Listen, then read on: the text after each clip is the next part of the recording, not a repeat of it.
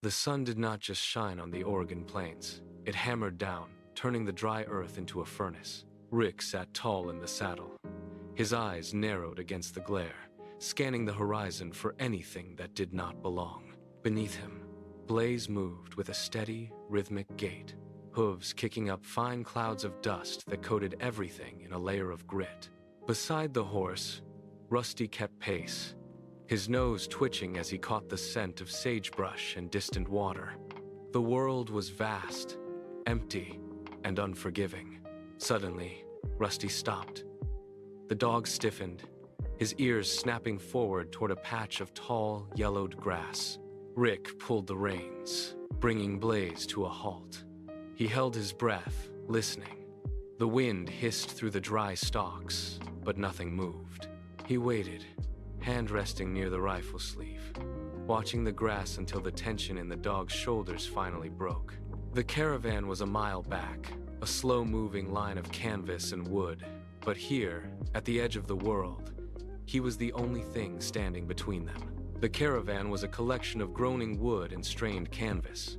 Rick dismounted, his boots crunching into the parched earth as he approached the lead wagon. He knelt by the front wheel, running a calloused hand over the iron rim.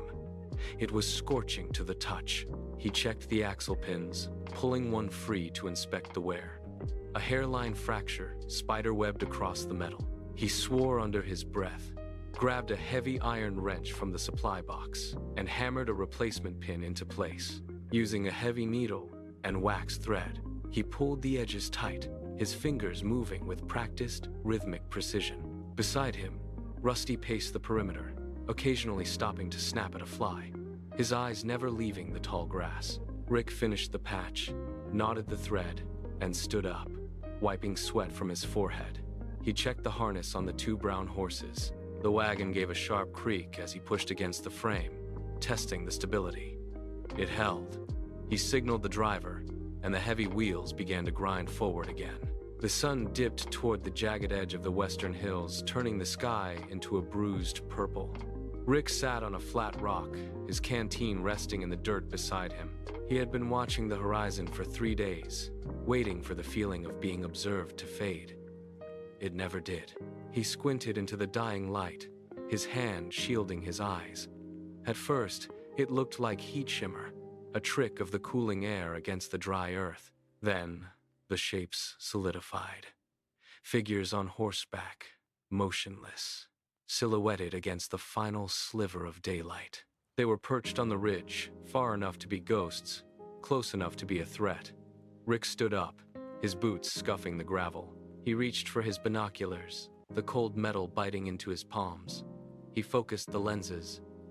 The riders did not move, but their presence was a weight. He lowered the glasses, his jaw tightening.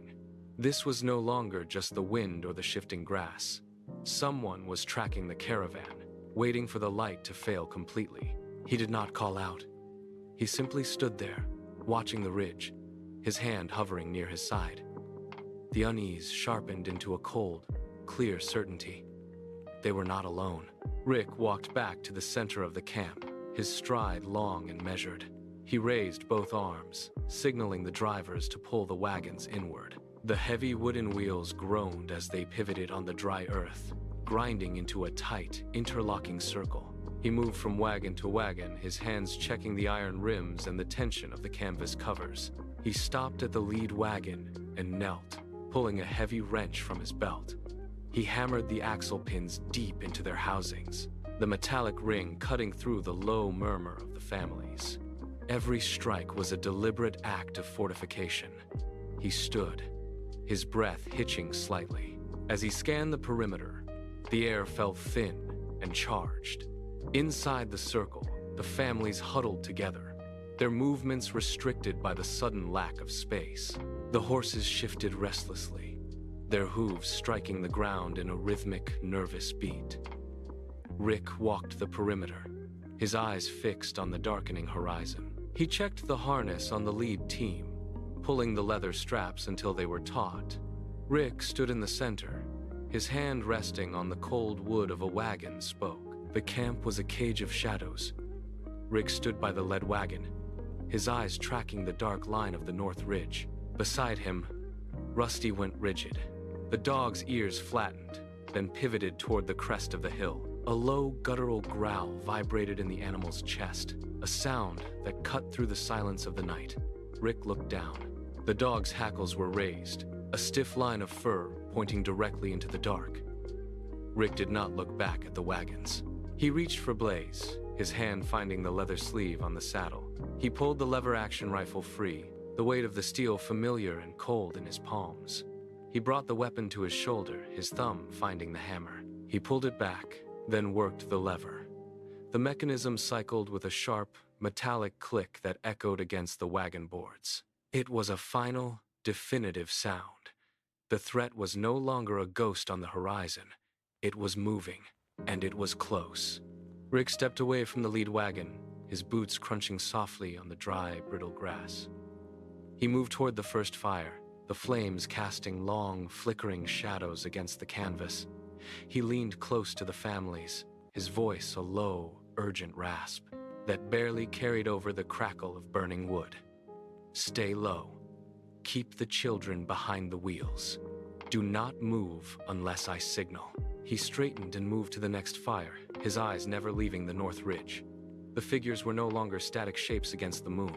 They were detaching from the hillside, moving in a slow, rhythmic crawl toward the camp. Rick felt the air grow heavy, a suffocating pressure that seemed to drain the warmth from the night. He reached the final fire, his hand resting on the shoulder of a man, pressing him down toward the earth.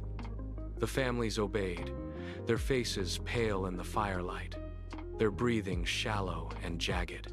Rick turned back to the perimeter, his lungs burning with the effort of staying silent. The silhouettes were larger now, waiting for the moment. The lead rider emerged from the gloom, a dark shape against the pale grass. Rick stepped forward, planting his boots firmly into the dust. He brought the rifle up, the barrel steady, leveling it directly at the rider's chest. 50 yards. The distance was a razor's edge. Rick's finger rested against the trigger guard, the metal cold and unyielding. He did not pull, he did not blink. The rider slowed, then stopped. The horse shifted, hooves churning the dry earth, but the man remained motionless. He raised a hand, a slow, deliberate movement that hung in the air. It was not a weapon, nor was it a sign of peace. It was a question. Rick's heart hammered against his ribs, a frantic rhythm that felt too loud. He watched the rider's eyes, searching for a twitch, a reach, any sign of aggression. The silence stretched, heavy and thick, pressing into his lungs. Every muscle in his body was coiled, ready to snap, yet he forced his breathing to remain slow. His grip on the stock tightened until his knuckles ached. The standoff held them both in a grip of iron. Neither man moved.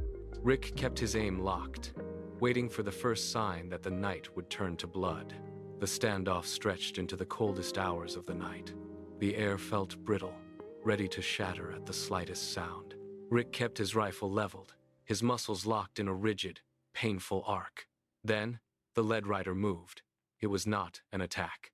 The rider simply pulled the reins, a sharp, metallic jingle cutting through the silence. The horse pivoted on its hind legs, kicking up a spray of dry dirt. Without a word, the rider turned back toward the dark silhouette of the hills. The others followed, a rhythmic thud of hooves against the hard-packed ground. Rick did not lower his rifle. He watched them shrink into the shadows, his eyes tracking their movement, until they were nothing more than ghosts against the horizon. Only when the last hoofbeat faded into the wind did he finally exhale. The sound was ragged, a long, slow release of air. His grip on the rifle loosened, his fingers stiff and aching from the cold metal.